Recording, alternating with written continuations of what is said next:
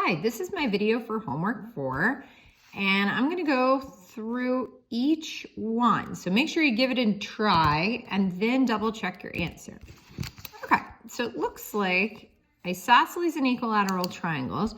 It looks like this here, right, is where it would fold because this side equals that side. So if I folded my paper, which means these two angles should be equal. So if I did 180 minus 72, sorry about that, I get 108 left over. So if I divide that in half, I get 54. So this should be 54, that should be 54. Double check your math, but these should all add up to 180. Now we know if that's 54, this is 54, because those are vertical angles. Now I notice it looks like these two sides are equal. So if those two sides are equal, let me move my paper here. If those two sides are equal,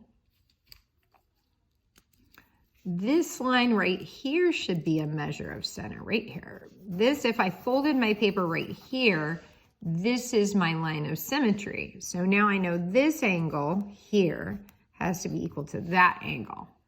So now 54 is my oddball angle, and these two angles should be the same thing. So let's do a little bit of math. 180 take away 54 is 126. Now I know that 126 has to share, 63. So this would be 63, and that would be 63. You add all these up, you should equal 180. So now we just have to transfer our answers to the right spots.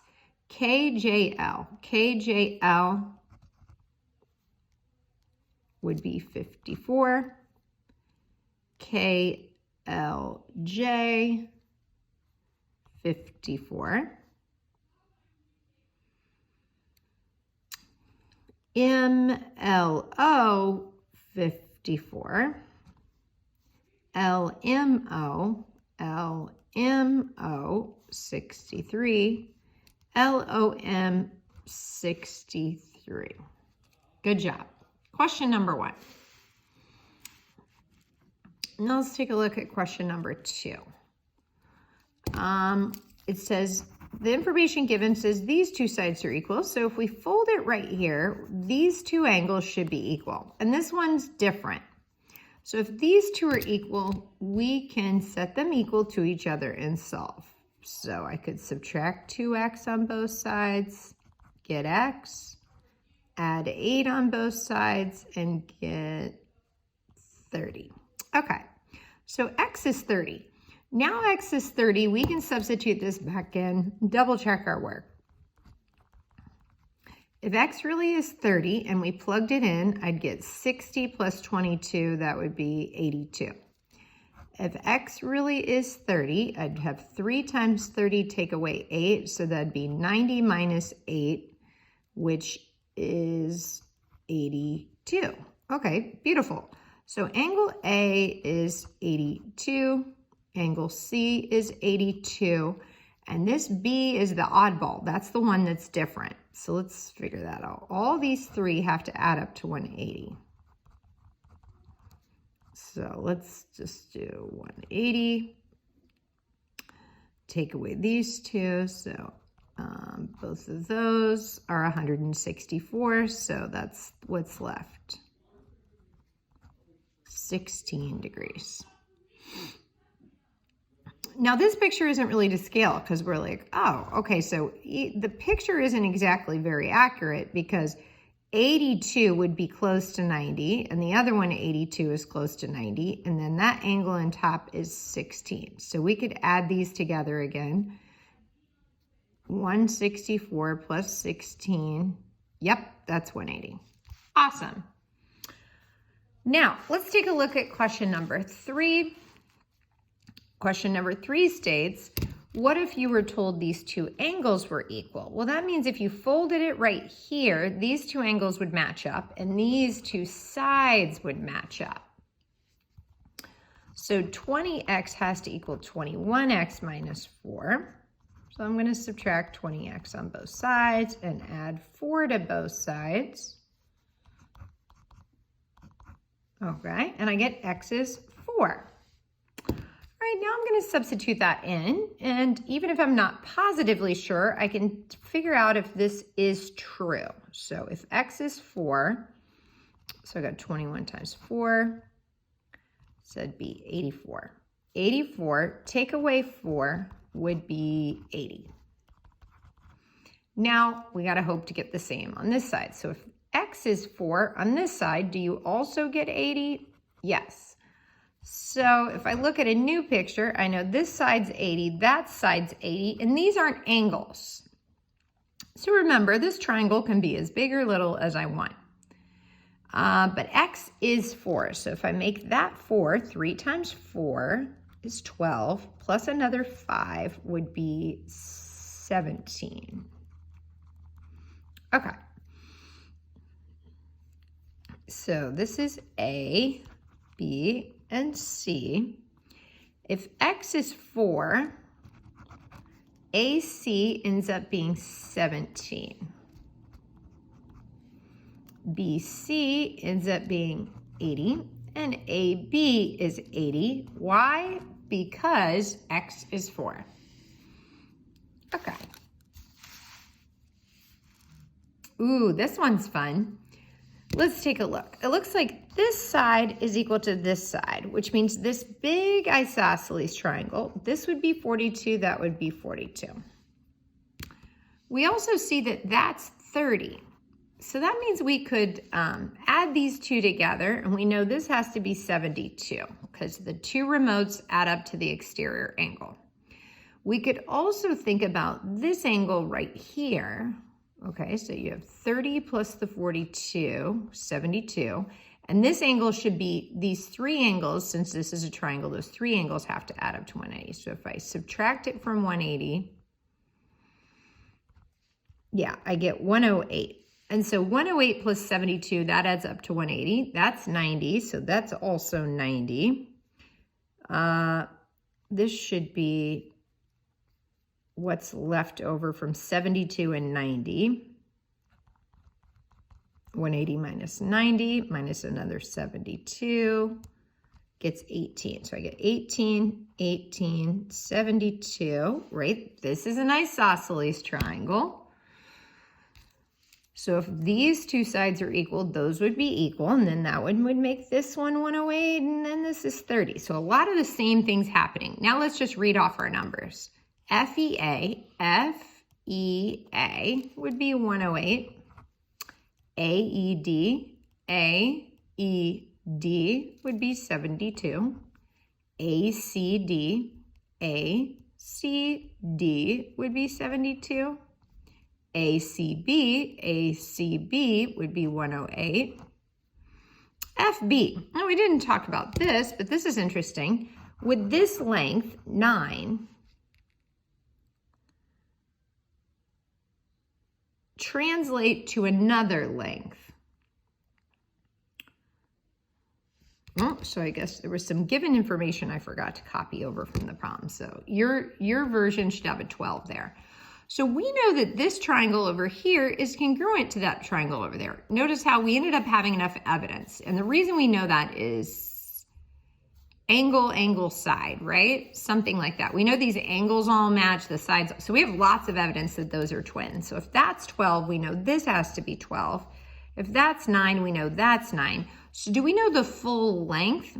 I think, yeah, absolutely. It's 12 and 9 and 9 and 12. So that would be 12 and 12 is 24 plus another 18, 42. Okay, beautiful. DC would be 9. EF would be 12. Awesome. Good job. Now let's look at 5.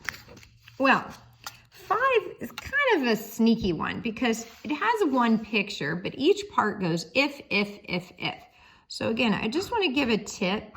You might want to go ahead and draw in like make this picture for 5A, make this picture for 5B, 5C, and 5D. The reason is because each time it says, if this happens, is it congruent? Then on the next part, you're ignoring this information. These are this is a way to make it look like there's only 5 questions on the front, but each of these are a separate question. Okay, so the given information looks like this, and other than that, nothing else is given unless it's given in the question. So let me just finish filling this out. All right, and if you didn't do this, that's okay. This is just a technique. You could also think about using patty paper on a test and just retrace it each time, just retrace a new one. So let's take a look. It says if angle ADB, if this angle is congruent to CBD, okay? If that's true, if those are congruent, is triangle ADE, is this triangle congruent to this other triangle CBE? Okay. So in trying to compare these two triangles, you might think about this information falling away. We really don't need it at all. It's just kind of a distractor. So we look at the information given. We know this side matches this side because that was given. This angle matches this angle. And we also have this vertical angle. So it looks like the answer has to be yes because of angle, side. Okay, why? The angle E is congruent to angle E, right? The two triangles have an angle E that are equal. Angle D has to match this angle here at angle B. And last but not least, this one side, DA, is matching CB. Beautiful. Okay, let's try the next one. What if the same information's given as far as the picture, but now new information? So if AB bisects, so that means to cut in half. So if AC, this length, it's a chopping block, and it cut this thing in half. So if it really did cut that in half, it would mean the left has to be equal to right. If this length got cut in half, like if it was 10, and it really was cut in half, that'd be 5, and that'd be 5, okay? Then it also says BD bisects AC. So looking the other way, this line chops this line in half. Okay, so a lot of lines getting cut in half here. Now they're asking, is ADE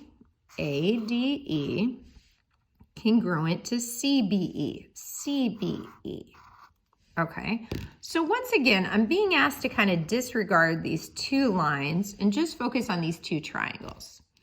So it looks like even without that vertical angle, it looks like just given the information they've told me that it's going to be yes. And I would take side, side, side. But if you also added these necklaces, which wouldn't be wrong, technically I'd have to take side, angle, side, and that would also be correct.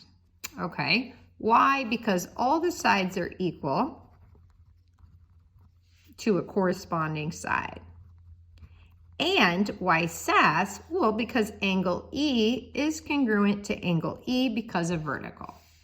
Okay, let's try another one.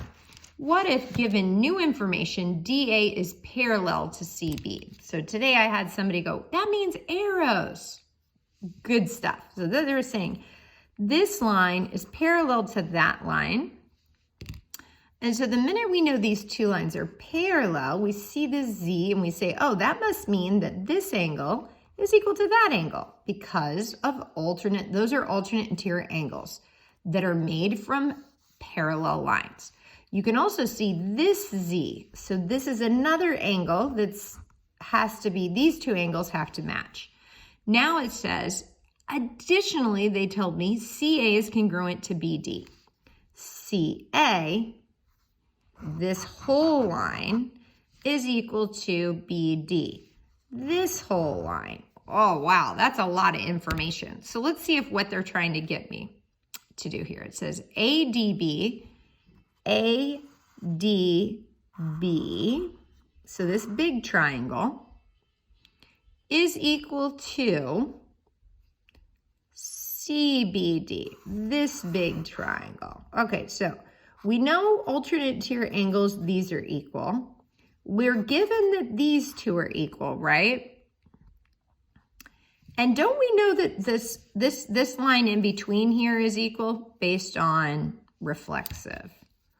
So we know that BD is congruent to BD because of reflexive. So that's a piece of side evidence. We were given a piece of side evidence, and we know because they're parallel, those angles are equal because of AIAT. So that's a lot of information, but it looks like I have side angle, side, side angle, side. So I'm going to say yes, Y, side angle, side, because BD is equal to BD, and I have alternate interior angles. Okay, wonderful. Let's do one more on this side. I'll make a new video for the other side. What if DB, this side, is perpendicular to this? So that means I think all these would be right angles, right? If two lines are perpendicular, that's what that symbol means, then that means they meet at a right angle. Then they also tell us, what if AB is congruent to CB? AB, ooh, so that's an extra piece of information. AB is equal to CB. Interesting. Well, I already have one mark here, right? So that means that this also has to be the same mark because they gave me information that they're congruent. So now let's see if I can prove what they've asked me. Is ABE, is this triangle congruent to this other triangle, CBE? CBE, cool. Well, these two are equal. That angle's equal. And don't they have that leg BE that they're sharing? EB and EB are being shared by both of those two triangles. So that's reflexive. We're told that this length, we know AV has to be congruent to BC because that's information we were given, right? And perpendicular means right at angles. So this is looking like definitely a yes. And let's see what my evidence spells. My hypotenuses match and one of my legs match. So I'm going to call that HL. Great job, guys. Check out the next video for the back.